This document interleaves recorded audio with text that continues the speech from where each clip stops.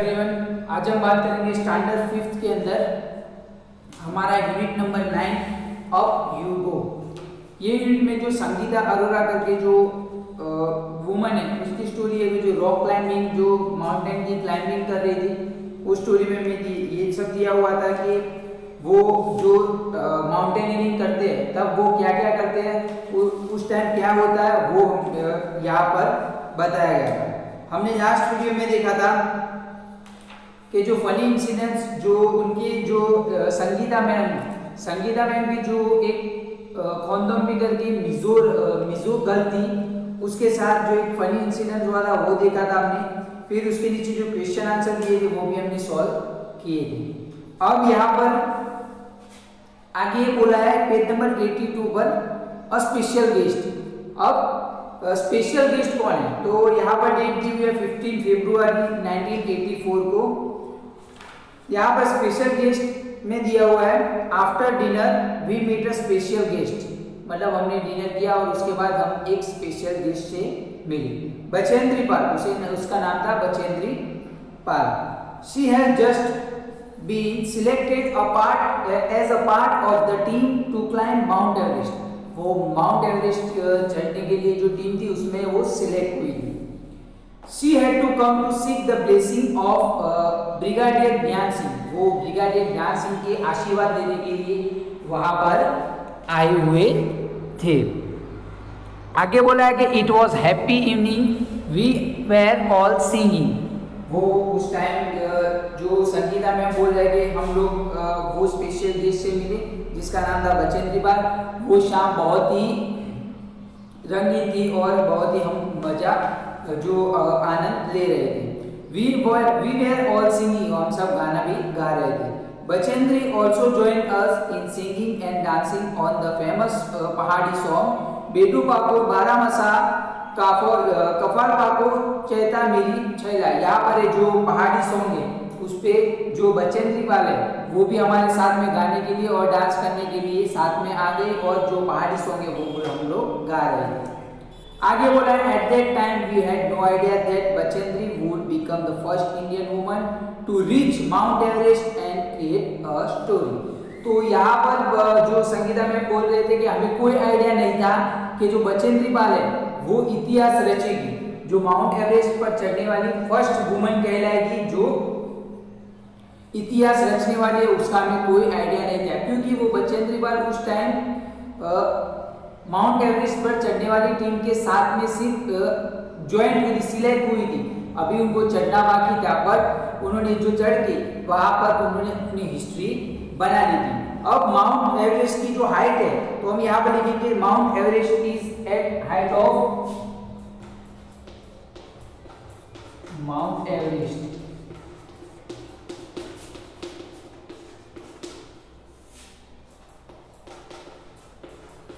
तो Mount Everest की height कितनी है, तो उसकी हाइट है 8848 मीटर्स। तो उसकी हाइट जो माउंट एवरेस्ट है उसकी हाइट कितनी है, तो माउंट एवरेस्ट इज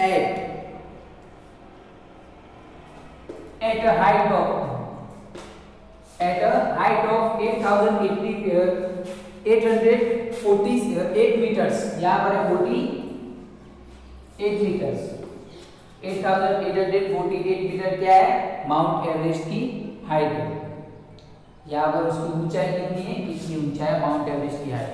तो बचेंद्री पाल करके जो गर्ल है हमें याद रखना चाहिए कि फर्स्ट वुमन जो माउंट एवरेस्ट पर गई थी तो उसका नाम था बचेंद्री पाल। अब ये फिनिश हुआ ये इंसिडेंट जो वो लोग गेस्ट से मिले। अब नेक्स्ट है कैंप इन द स्नो 18 फरवरी 1984।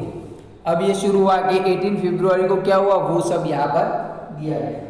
यहाँ पर बोला है camp in the snow, snow मतलब बर्फ, कैंप के अंदर। यहाँ पर है we were standing at a height of 2134 metres, मतलब हम लोग 2134 मीटर की हाइट पर थे।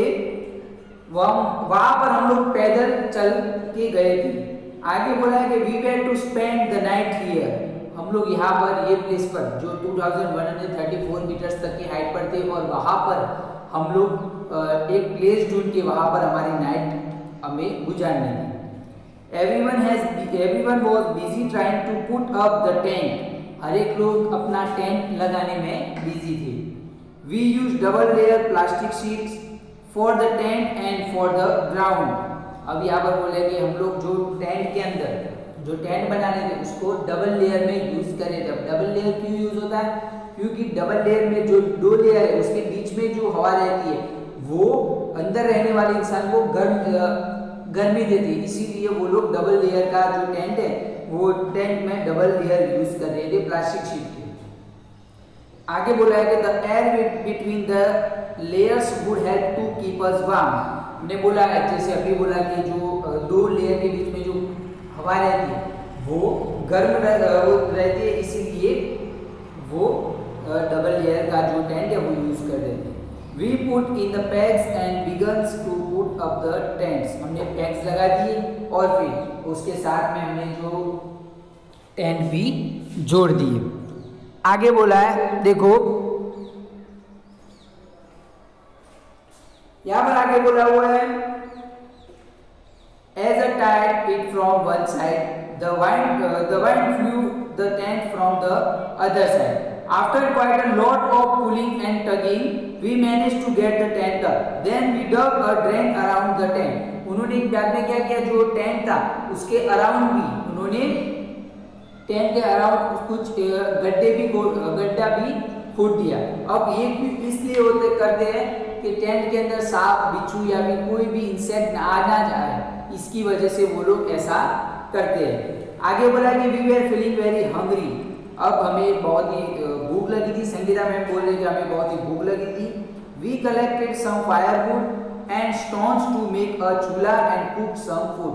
तो उन्होंने कुछ फायरवुड मतलब लकड़ियाँ ढूंढी और जो पत्थर है वो ढूंढे चूल्हा बनाने के लिए और खाना बना के खाया। After the meal we collected all the waste in a bag to clean the camp site. फिर हमने खाने के बाद वहां पर सब साफ कर दिया, क्लीन कर दिया। Soon we got into our sleeping bags. I was not sure if I would be able to sleep in it.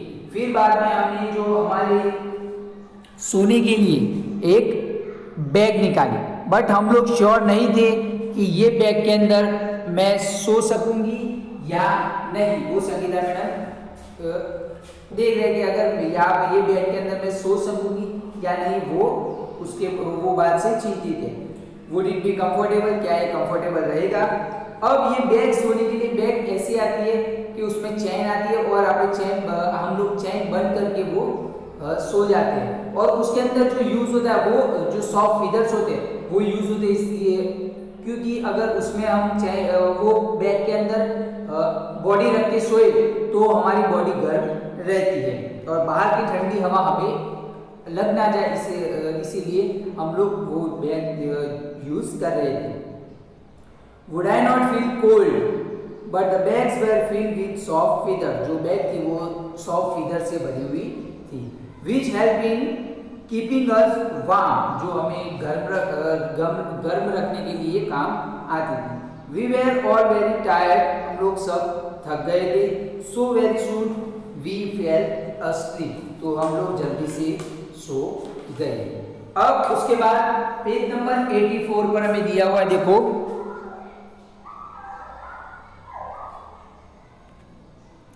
The next morning we woke up and found that it was snowing. हम दूसरी मतलब सुबह में उठे और देखा tent के बाहर तो वहां पर स्नोइंग बर्फ गिर रहा था। White soft fluffy snowflakes were gently falling. तो जो व्हाइट कलर का बर्फ, व्हाइट कलर में बर्फ पे जो छोटे छोटे सॉफ्ट फ्लफी स्नोफ्लैक्स हैं वो गिर रहे थे। Wow it was so beautiful. तो ये the plants, the trees, the grass and the mountains everything look white. तो संगीता मैम ने बोला कि ये बहुत ही ब्यूटीफुल नज़ारा था, बहुत ही अच्छा नज़ारा था। वहाँ पर जो ट्रीज है, प्लांट्स है और जो ग्रास है, जो माउंटेन है, सब पे वाइट बर्फ छाई हुई थी। तो सब जगह ऐसा लग रहा था कि वो बर्फ की चादर पहनाई हुई है।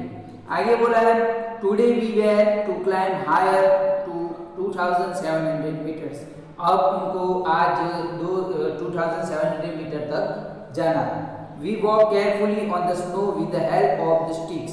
हम लोग स्टिक के जरिए वहाँ पर आराम से चल रहे थे, क्योंकि अगर वहाँ पर बर्फ गिरी हुई होती है तो हमारा पैर फिसलने का जो ज़्यादा परेशानी अगर पैर हमारा फिसल जाए तो वहाँ पर ज़्यादा परेशानी होती है। It was difficult because we kept sleeping. ये बहुत ही डिफिकल्ट है क्योंकि वहाँ पर हम लोग अगर स्लीप हो गए तो हमारा पैर भी नुकसान होगा। आगे बोला है by afternoon we had reach snow covered mountains. अब दोपहर को we had reach snow covered mountain. We enjoy throwing snowballs at each other and making a big snowman. आगे बोला है कि by afternoon we had reach snow covered mountain. हम लोग afternoon के टाइम में जो माउंटेन में स्नो कवर्ड में जो माउंटेन था उसमें आ गए। We enjoy throwing snowball. और दोपहर को हम लोगों ने वहाँ पर जो थ्रोइंग स्नोबॉल जो बर्फ के छोटे छोटे बॉल बना के वहाँ पर एंजॉयमेंट की। And at each other snowballs to at each other and making a big snowman. वो लोग स्नोबॉल बना के एक दूसरे पर फेंक रहे थे और मेकिंग अ बिग स्नोमैन, और उन्होंने एक स्नोमैन भी बनाया और वहाँ पर जाके बहुत ही एंजॉयमेंट की। अब यहाँ पर बोला लास्ट डे एट कैंप। अब उनके कैंप का जो लास्ट दिन है, अब यहाँ पर क्या बोला जाता है आप ध्यान से देखो।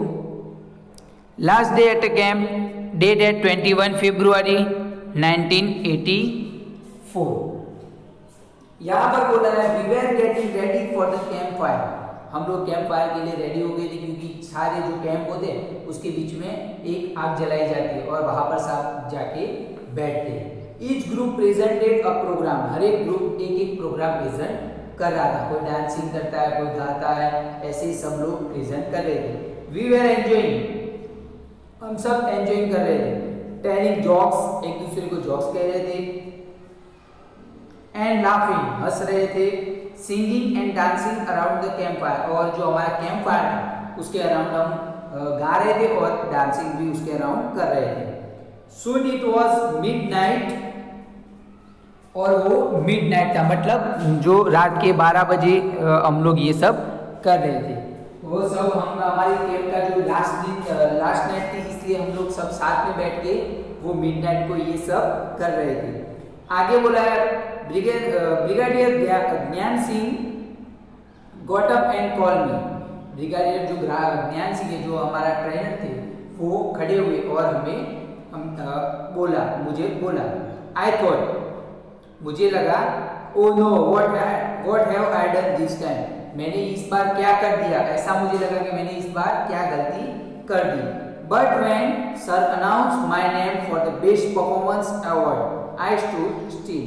बट सर ने मेरे नाम पे बेस्ट परफॉर्मेंस अवार्ड है वो बोला कि आप जो संगीता मैडम के बारे में सर ने बोला कि इन्होंने बहुत ही अच्छा परफॉर्म किया हुआ है, तो सर ने उनका नाम बेस्ट परफॉर्मेंस अवार्ड के जरिए उनका नाम लिया। आई stood still. He blessed me and tears of Joy roll down my face. मैं ये सुन के मुझे बहुत ही अच्छा लगा और मेरी आंख में खुशी के आंसू आने लगे। अब टीयर्स ऑफ हैप्पीनेस यहाँ पर दिया हुआ है कि टीयर्स ऑफ हैप्पीनेस मतलब खुशी के आंसू। टीयर्स ऑफ हैप्पीनेस का मतलब होता है खुशी के आंसू। संगीता मैडम को कुछ पता नहीं था, बट सर ने उन्हें बोला कि जो best performance of the award वो संगीता मैडम को दिया जाता है, तो इसलिए उनको वो खुशी के मारे अपने आंसू भी उनकी आंखों में से आ गए। तो यहाँ पर उनका लास्ट डे जो कैंप का था वो फिनिश हुआ। अब उसके नीचे हमें कुछ क्वेश्चन दिए गए हैं, डिस्कस में हमें दिया हुआ है। देखो first question, why do you think a drain was dug around the tent. तो टेंट की साइड में, अराउंड टेंट की साइड में पास में गड्ढा जो उन लोगों ने खोदा था, तो वो गड्ढा बनाया था, वो क्यों बनाया था। तो हमने देखा जो आगे ये गड्ढा इसलिए बनाते हैं ताकि जो सांप है और जो दूसरे इंसेक्ट है वो ना आ जाए, इसलिए वो गड्ढा बनाते हैं। तो यहाँ पर हमारा आंसर है, देखो आप, फर्स्ट का हमारा आंसर यह है कि the drain was dug to keep of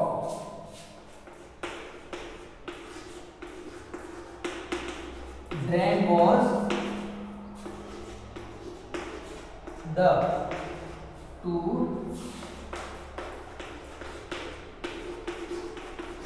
keep off insects, scorpion,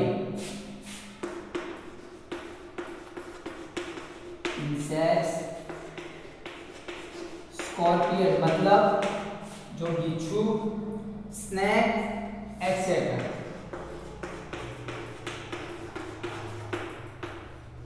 तो यहाँ पर है कि अगर वहां पर माउंटेन, पहाड़ है तो उसके ऊपर जो सांप, जो बिच्छू, दूसरे भी इंसेक्ट वगैरह वहां पर रहते हैं और हमें काटते।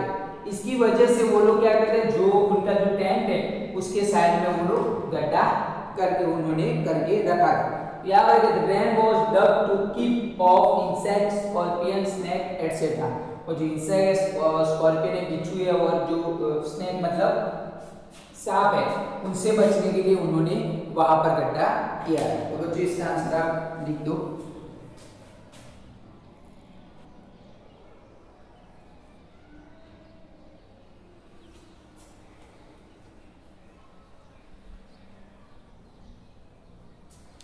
अब आगे बोला है, besides mountaineering what are other activities that can be called adventurous. Why, जो माउंटेनियरिंग तो एक एडवेंचरस है, बस दूसरी ऐसी कौन सी एक्टिविटीज को एडवेंचरस कहा जाता है, क्यों, तो ये हमें लिखना है। तो यहाँ पर हमारा सेकंड आंसर हम लिखेंगे,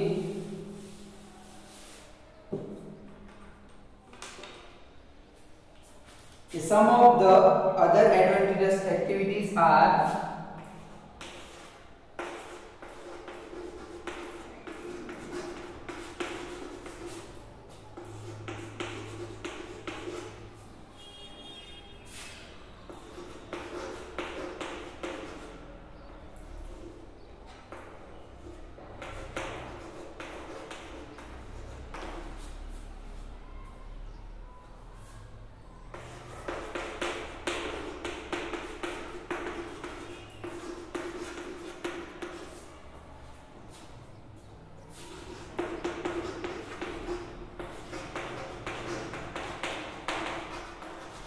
एक रिवर क्राफ्टिंग है, आगे बोला है स्कूबा डाइविंग,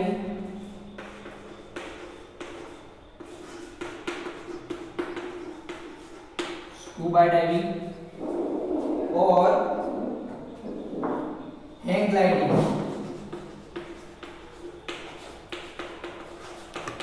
दूसरी हैंग ग्लाइडिंग। ये सारी एक्टिविटीज जैसे कि एक माउंटेनियरिंग एक जो एडवेंचरस है, तो दूसरी ऐसी एक्टिविटी जैसे कि some of the other adventurous activities are कौन सी, जैसे कि रिवर राफ्टिंग, फिर स्कूबा डाइविंग जो समुद्र के अंदर डाइव लगाते हैं और फिर वहां पर जो घूमते हैं ना समुद्र में, वो स्कूबा डाइविंग है, और हैंग ग्लाइडिंग जो ऐसे हवा में उड़ते हैं, जो एक इंस्ट्रूमेंट लेके, वो हैंग ग्लाइडिंग है। तो ये भी एक्टिविटी है, क्योंकि माउंटेनियरिंग के अंदर क्या होता है, हमें प्रॉब्लम हो सकती है।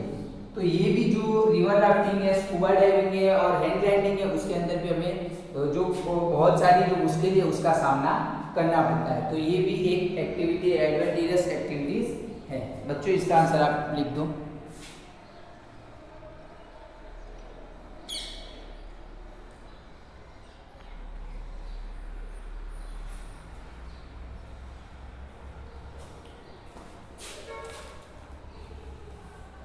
तो बच्चों यहाँ पर हमने जो लास्ट डे गेम का था उसके बारे में बात की, और जो उसके नीचे क्वेश्चन दिए थे वो भी हमने बात की, और जो स्पेशल गेस्ट उनके थे उनके बारे में भी, जो स्पेशल गेस्ट उनके थे बचेंद्र